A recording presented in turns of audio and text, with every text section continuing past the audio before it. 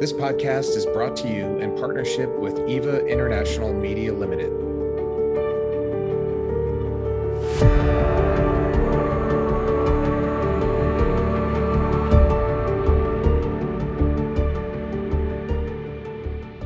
Hello and welcome to Down to Earth with Terry Virts, where we talk about what matters down here on planet Earth. Today, I am doing a solo podcast, a little bit out of the ordinary. It's not a dialogue, and I'm violating one of the laws that I have, and that is to not talk about or tweet about gun violence when it happens. I don't like to have this stream of anger out, everybody's mad, and then nothing happens in the long term. I'd rather talk about it when nothing is going on in the news. But unfortunately, today I just heard the news of Robb Elementary in Uvalde, Texas. In fact, it just happened a couple of hours ago. It literally just happened, and we're still getting news from it. And I just have to talk about it. This is such an important issue. So many Americans die from this. In fact, I don't want to make this an episode with statistics and figures and logic, and we should do this because of that. That doesn't work. I don't want to say we're outraged, we need to act, because just having emotions, those will fizzle out pretty quickly. But the reality is over 40,000 Americans die every year from gun violence. Last year, I think it was close to 45,000. It's insane. It's insane. We had basically over 14 9/11s last year, just to put it into context. And think about what we did when we had 9/11. We had 20 years of war in the Middle East. We overthrew a country, maybe several. Tens of thousands of Americans were killed, or hundreds of thousands, including civilians and local population were killed. Trillions of dollars were spent because of 9/11. And yet we have 14 9/11s in this country every year, this equivalent number of people dying, and nothing happens. Literally nothing ever happens in the country. I want to talk about why that is and how we can stop it, because frankly, I'm pissed, and it's happened too close to my family too many times. I have lots of stories about my own immediate family being way too close to gun violence in their schools and here in Texas. We need to stop this. And maybe until it's the governor's kids or the president's kids or the senator's kids or whatever, nothing will happen. I hope that's not true. But I want to talk about the Second Amendment, everybody's favorite topic. Our founding fathers did an amazing job. They really nailed the Constitution. A lot of those on the right want the Constitution read as it was written. They're strict constitutionalists. Let's read it and apply it as it was written, they say. It's a great idea. It's a great thought, because we have these things called judicial or activist judges, judicial activism. It's a thing, and judges take things too far and they make their own laws and policies. They shouldn't. A lot of times that happens on the left, and I get it. That's not cool. That shouldn't be happening. But when it comes to the Second Amendment, let's just talk about what it says. A well-regulated militia being necessary for the defense of a free state. That's what the Second Amendment begins with. The Second Amendment is there to make sure that we have a well-regulated militia to defend a free state. And having spent over 30 years in the Air Force, I'm a big fan of having a well-regulated militia. In the 18th century, in the 1700s, they didn't want to have standing armies. George Washington was terrified of a standing army. He thought that would turn us into Britain. He thought it would turn us into a dictatorship. He thought we couldn't afford it. They were too expensive. And so militias were the way that America was largely defended. Farmers with muskets. When the British were coming, they all got together and they fought them. When we fought the French and Indian War, it was a lot of local guys with their guns. And if that had to be efficient, there had to be armed population to defend us against those enemies that we had in the 18th century. Folks, it's not the 18th century anymore. It's the 21st century. The British aren't coming. We're not fighting the French and Indians in our farm fields. It's the 21st century. And the Constitution, one of the most genius aspects of the Constitution is that it's designed to be a living, breathing document. It can change. We have amendments to the amendments. We can change the Constitution. Lots of things have changed, and this needs to change. The idea that anybody can have any gun they want at any time Our governor here in Texas, Greg Abbott, just passed a law that anybody can carry a gun openly anywhere. That's insane. Do you feel safer that you can go to the local restaurant and have the guy next to you with a 9mm on his belt? Or when you walk into the mall, guys are walking around with guns on their belts.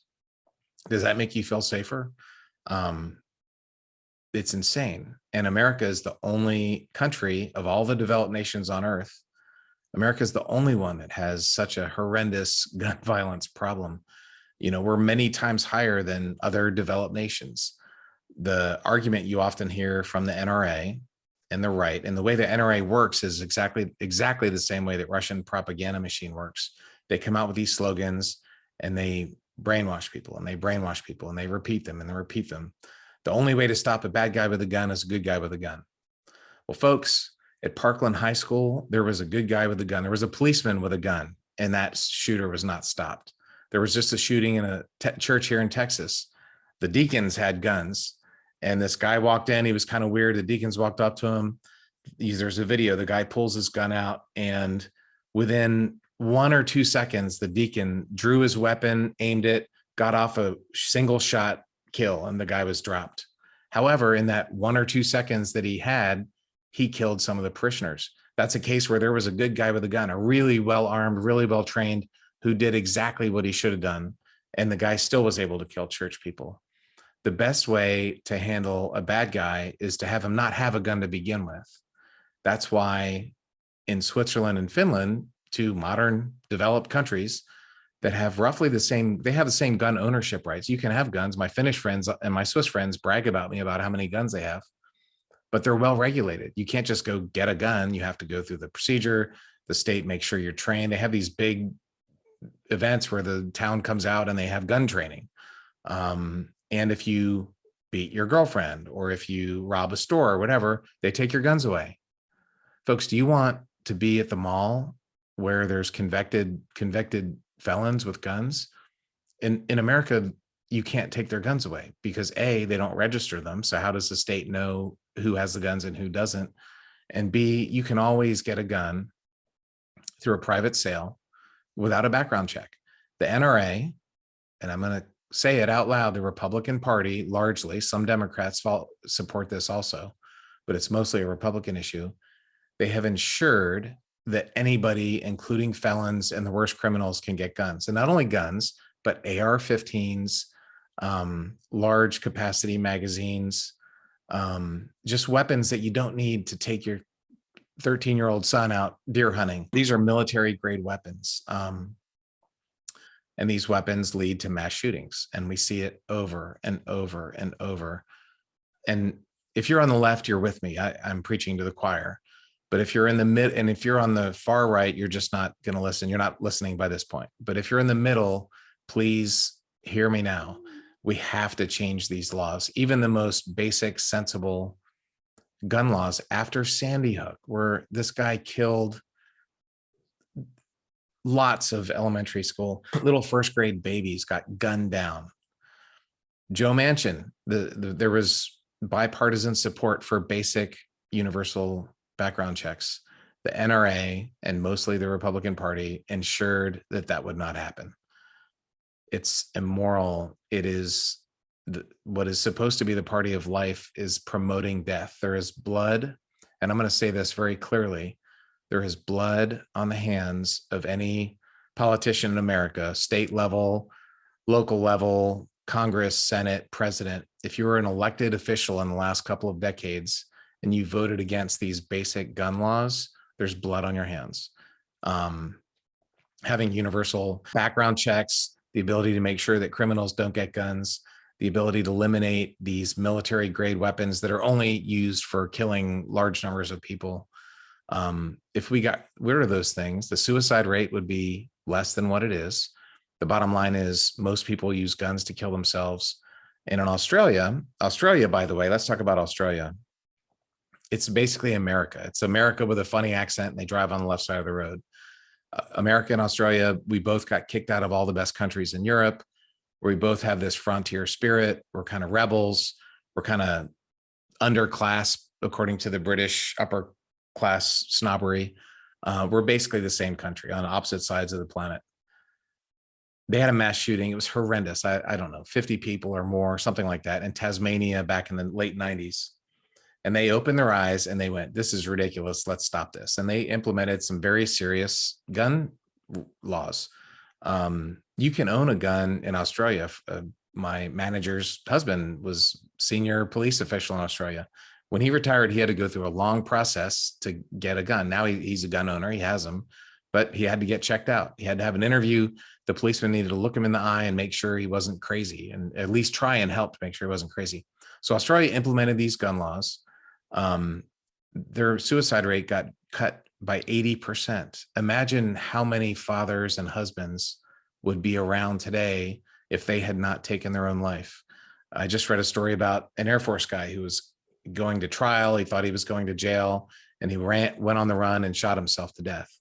It turned out he didn't get convicted and to go to jail. They were just going to slap him on the wrist and let him out. But he was so stressed out, he killed himself with his gun.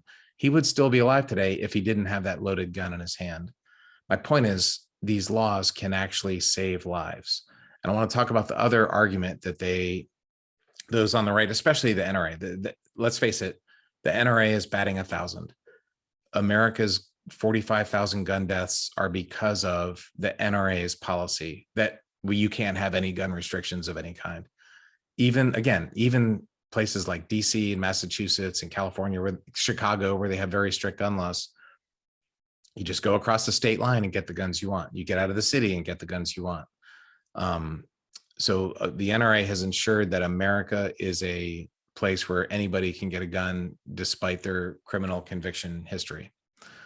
And so the real question is, what do we do about this?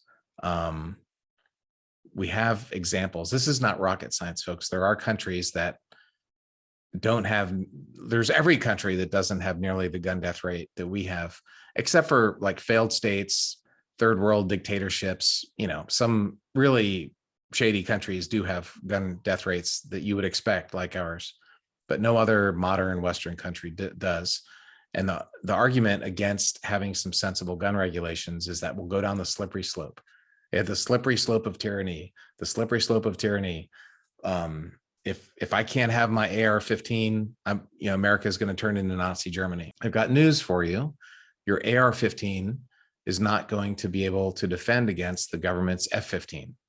The fact that you've got handguns in your bedroom dresser drawer or in your barn or whatever, you're not going to be able to fight off Uncle Sam. And so the best way to make sure we don't go down the slippery slope of tyranny is to have a strong functioning democracy that we don't try to overthrow, but that's for a different podcast.